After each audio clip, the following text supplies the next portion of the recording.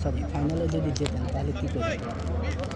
আমি যেটা সবসময় করি সেটা হলো যে আমার কোনো ভালো দিন আসলে পরে আমার কিছু বাচ্চা কাচ্চা আছে, আমি তাদের সাথে সেলিব্রেট করি।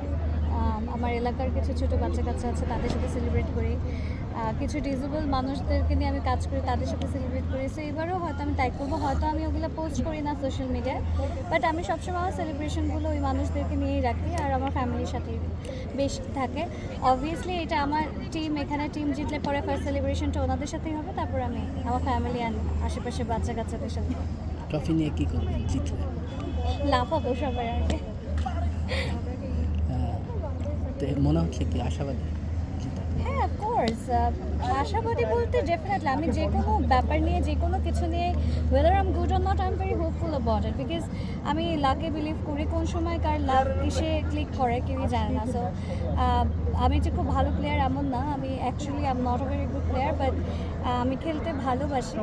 সো যদি লাক ফেভার করে হঠাৎ করে দেখা যাবে যে 4 ছক্কা মেরে দিছি, পরে গান গাবেন আপনারা, 4 ছক্কা হই হই বল করে গেল কই।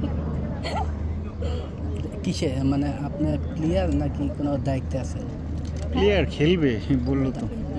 এমনি দায়িত্বে আছেন নাকি কোনো মানে কিসের প্লেয়ার? দায়িত্বে থাকবে ভাইয়া? যেমন দলের অনেক তো দায়িত্ব থাকে, শুধু প্লেয়ার নাকি না না, শুধু player। ইয়ে থাকে না দলের? না না ঠিক আছে থাকে না, ঠিক আছে।